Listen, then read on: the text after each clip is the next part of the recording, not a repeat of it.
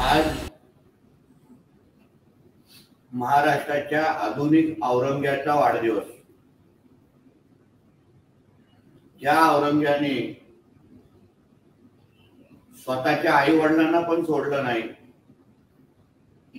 स्वतःच्या सख्या भावाला आणि नातेवाईकांना सोडलं नाही, तेच तंतोतंत गुण या आधुनिक औरंग्याने घेतलेले आहेत। म्हणे हे महाराष्ट्राचे कुटुंब प्रमुख ज्या उद्धव ठाकरेंना स्वतःचं कुटुंब सांभाळायला आतापर्यंत आलं नाही, स्वतःच्या वडिलांना त्यांच्या शेवटच्या काही दिवसांमध्ये प्रॉपर्टी आणि राजकारणासाठी छळलं, ज्याचे स्वतःचे सख्खे भावंड आज त्याचा चेहरा बघायला पाहत नाही। बाळासाहेबांची प्रॉपर्टी हडपण्याच्या नावाने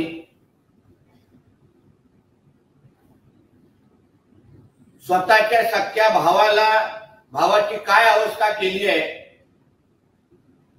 हे कोर्टामध्ये चाललेल्या केस नंतर आपल्याला कळेल। चुलत भावाला जाहीर पद्धतीने हिणवणारा हा महाराष्ट्राचा कुटुंब प्रमुख कधीच होऊ शकत नाही। स्वतःचं कुटुंब पहिलं उद्धव ठाकरेंनी सांभाळावं। दोन्ही मुलं वाया गेलेली आहेत, एकावर महिलेला अत्याचार आणि छळण्याचा आणि बलात्काराचे आरोप आहेत,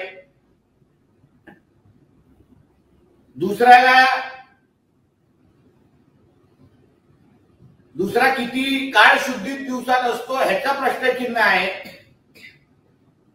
म्हणून जो स्वतःचं कुटुंब हाताळू शकत नाही, सांभाळू शकत नाही, राखू शकत नाही, तो महाराष्ट्राचा कुटुंब प्रमुख कसा होईल ह्याचं उत्तर जरा संजय राजाराम राऊत आणि ह्यांच्या उद्धव ठाकरेच्या समर्थकांनी द्यावं। अशा आधुनिक औरंग्या जो आज महाराष्ट्रातल्या हिंदू समाजाच्या विरुद्ध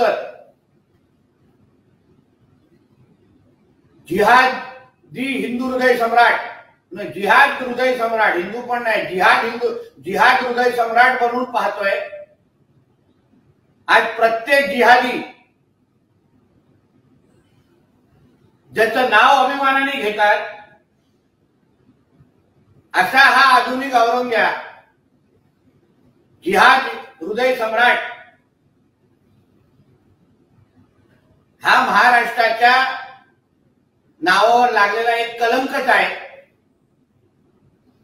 म्हणून त्याच्या कोणी भावी मुख्यमंत्री चे बॅनर लावण्याची हिंमत पण करू नये,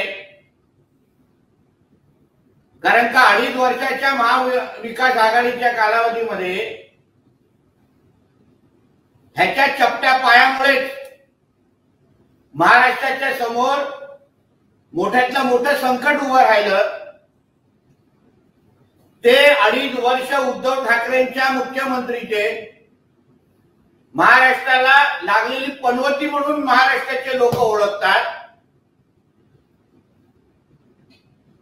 म्हणून अशा व्यक्तीचा चुकून पण परत भावी मुख्यमंत्री म्हणून बॅनर लावणं हे महाराष्ट्राला शोभनीय नाही। धन्यवाद। बोला सर, अमित शहा यांच्या टीकेला एका उत्तर देताना शरद पवारांनी असं म्हटलंय की सुप्रीम कोर्टाने तडीपार केलेला माणूस देशाचा गृहमंत्री। त्या मोठ्या लोकांच्या विषयामध्ये बोलू इच्छित नाही। उद्धव ठाकरे मुख्यमंत्री होणार ही लोकभावना आहे असं संजय राऊत म्हणतायत। मातोश्रीची भावना ही म्हणजे महाराष्ट्राची लोकभावना नाही। आणि ते पण मातोश्रीच्या 3ऱ्या माळ्याची ती भावना आहे, त्याला तुम्ही लोकभावना म्हणू शकत नाही. आमच्या आदरणीय देवेंद्र फडणवीसजींना पावसाळ्यात उगवलेली छत्री बोलण्या अगोदर हा संजय राजाराम राऊत पावसाळ्यात जे गंबूट घालतात,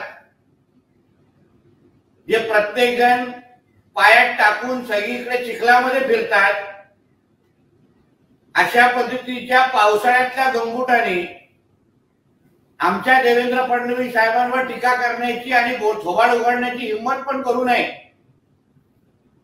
तुझ्यासारखा नाक्यावरच्या छपरीने अशा मोठे आणि अनुभवी आणि विद्वान माणसाबद्दल बोलणं हे तुला काही शोभत नाही.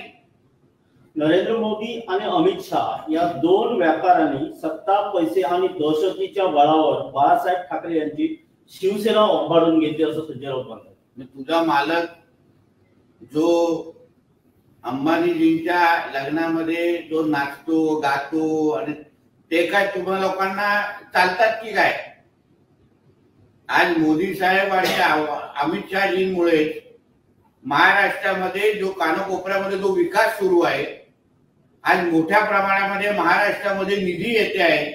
केंद्र सरकारच्या माध्यमातून जो मोठे मोठे प्रकल्पात राज्यामध्ये सुरू आहे आणि त्याच्यामुळे आज महाराष्ट्रामध्ये गुंतवणूक वाढते, रोजगार वाढतोय. म्हणून ज्या मोदीजींच्या आणि अमित शहाजींचे आभार मानले पाहिजे, ते त्यांच्यामुळेच आज महाराष्ट्राची प्रगती होते आहे. एवढी तरी अगर मिठाला हा संजय राजाराम राऊत आणि त्याचा मालक जागला असता ना, तर त्याला रात्री झोप तरी लागली असती. गुजरात मधून औरंगजेबाचे कितीही चेले चपाटे आले तरी त्यांना महाराष्ट्रात शिवसेना खतम करता येणार नाही, ठाकरे यांचे नेतृत्व संपवता येणार नाही असं संजय राऊत. आजचा आधुनिक औरंग्या हा मातोश्रीच्या 3ऱ्या माळ्यावर राहतो. गुजरात असो, महाराष्ट्र असो, आम्ही सगळे शिवरायांचे मावळे आहोत आणि म्हणूनच विशालगडवर आम्ही आमचा शिवरायांचा गड मोकळा करण्यासाठी आम्ही तिथे आंदोलन केलं, आवाज उचलला. विशालगडवर जाण्याची हिंमत आणि त्या किल्ल्याला मुक्त करण्याची हिंमत, त्याच्या बाजूने आवाज उचलण्याची हिंमत उद्धव ठाकरेंनी दाखवली का? तुम्ही कसले शिवरायांचे मावळे, तुम्ही तर औरंग्याचे पिल्लावडात. म्हणून तर त्या जिहाद्यांची बाजू घेतात. म्हणून तर विशालगडला एकदा तरी उद्धव ठाकरेंनी थोबाड उघडलं का, तोंड उघडलं का विशालगडसाठी? म्हणून उगाच शिवरायांचं नाव घेऊ नका. तुमच्या रक्तात औरंग्या नसा नसामध्ये भिमलाय हे आता महाराष्ट्राच्या जनतेला चांगल्या पद्धतीने कळलेलं आहे. देवेंद्र फडणवीस हे राजकारणातील पावसाळ्यात उगवलेली छत्री आहे. राज्यातील बहुतांश जनता देवेंद्र फडणवीस यांना खलनायक मानते असं संजय राऊत.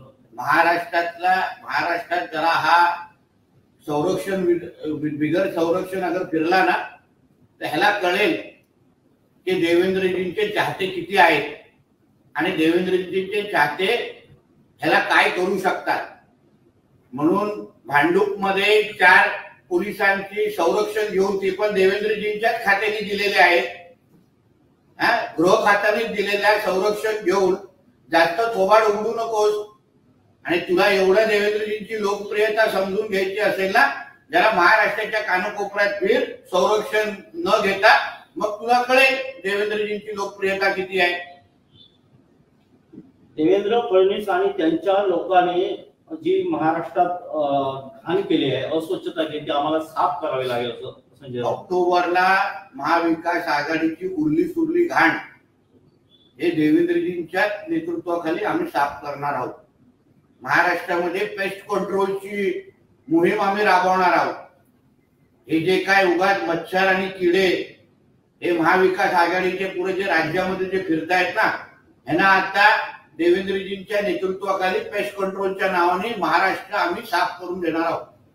शिंदेने 3 ते 4 हजार कोटी खर्चून शिवसेनेतील नेते विकत घेतले असा संजय राऊतांचा आरोप आहे. काय अशा पद्धतीचे बेछूट आरोप पहिलं पत्रकारांच्या समोर करायचे आणि मग कोर्टामध्ये केस गेल्यानंतर माफी मागायची, ही संजय राजाराम राऊतची आता सवय झालेली आहे. एवढे मोठे आरोप आकडे देत असताना एकाचही पुरावा द्यायचा नाही आणि आबरू नुकसानीची केस दाखल केल्यानंतर तिथे नाक रगडत माफी मागायची, हेच संजय राजाराम रावची वृत्ती झालेली आहे. नीती आयोगावर बोलताना संजय राऊत असं म्हणतात की महाराष्ट्रावर 8 लाख कोटींचं कर्ज आहे. हे 8 लाख कोटींचं कर्ज घेऊन या राज्याचे अर्थमंत्री, मुख्यमंत्री नीती आयोगाकडे जाणार आहेत. हे कर्ज का झालं आणि कोणी केलं याचं उत्तर आजच्या राज्यकर्त्याकडे नाही. ढ विद्यार्थी जेव्हा अर्थकारणाबद्दल बोलतो ना, तर त्याची भाषा अशीच असते. हे 8 लाख कोटीचं जे कर्ज आहे ना, ते महाराष्ट्राचं आज नाही, वर्षानुवर्ष तिच्या सरकार चाललेले आहे आणि त्या सरकारने जे काही कर्ज उचलले विविध विकास कामांसाठी, त्या निमित्ताने हे झालेलं कर्ज आहे. त्याच्यामध्ये तुझा मालक पण मुख्यमंत्री होता. कोरोना काळामध्ये आपल्या तिजोरी, महाराष्ट्राची तिजोरी खाली करून मातोश्री, दुसरी मातोश्री बांधणारा हा तुझा कपाळकरंटा मालक आहे, लक्षात घे. म्हणून नुसतं फक्त 8 लाख करोड मध्ये पहिले शून्य किती आहेत पहिले मोल आणि मग तुझं धोबाड उघड.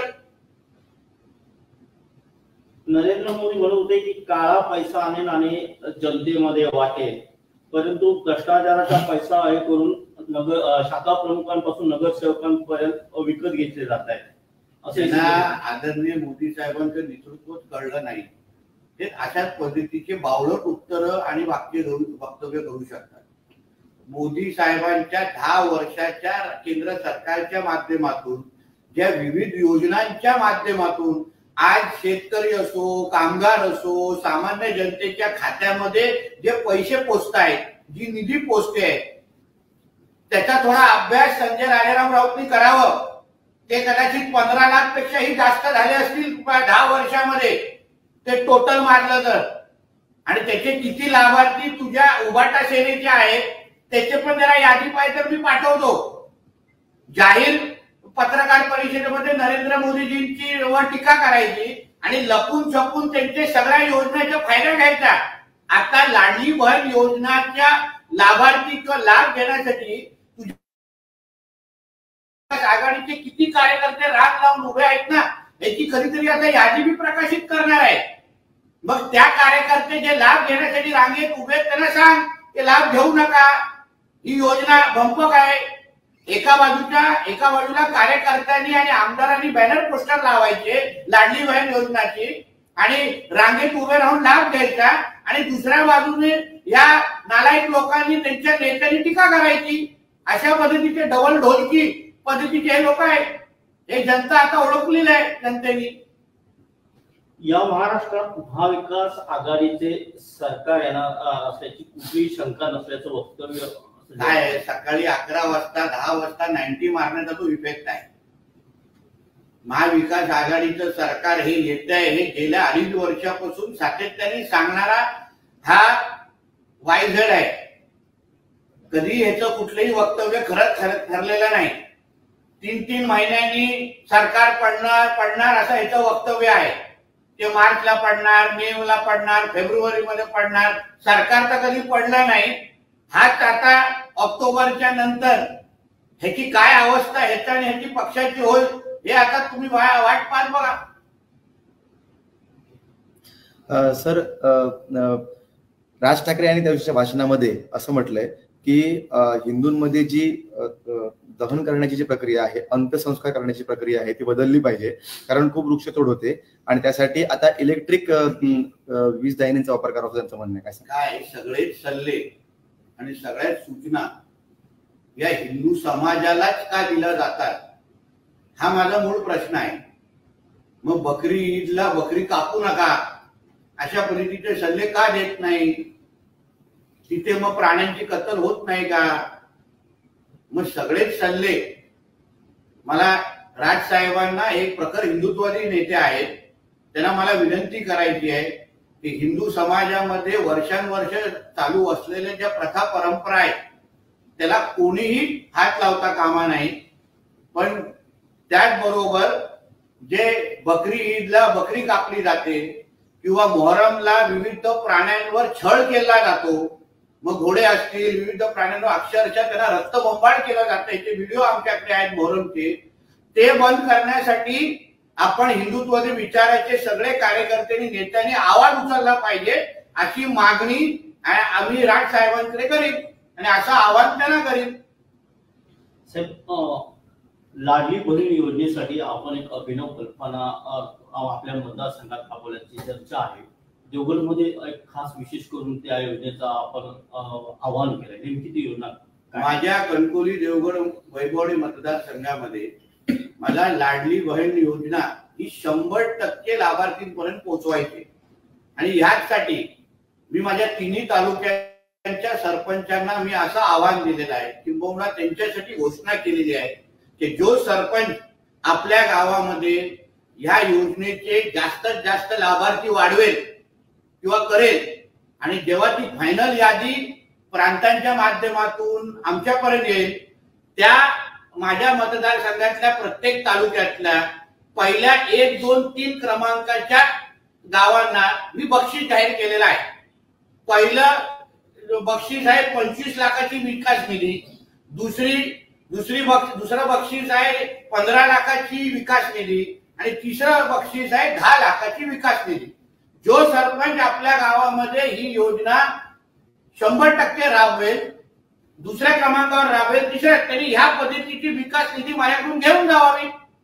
त्यांनी विकास निधीची यादी किंवा मागणी माझ्याकडे आणावं निवेदन, आणि ज्या दिवशी त्याचं नाव 1 क्रमांकावर येईल 25 लाखाची निधी हे त्यांना दिलं जाईल. कुठल्याही परिस्थितीमध्ये आमच्या सरपंचांना जे सहकार्य पाहिजे, जे त्यांना मनोबल वाढवायचं आहे, जे त्यांना मदत करायची आहे, आणि तुम्ही ही स्पर्धा जिंका आणि जिंकल्यावर अशा पद्धतीचं बक्षीस घेऊन जा, अशा पद्धतीचं प्रोत्साहन देण्याचा माझा प्रयत्न आहे. Come on guys, hurry up. अरे सुन ना, एक ब्रेक ले लेते हैं. Guys, I'm telling you, तुम लोगों को सही से ट्रैकिंग नहीं आता. But that's okay, you can learn. रोज का ढक्कन देना. ये रेड वाला है, सही वाला देना. अबे ढक्कन, पहले तो सही पानी पीना.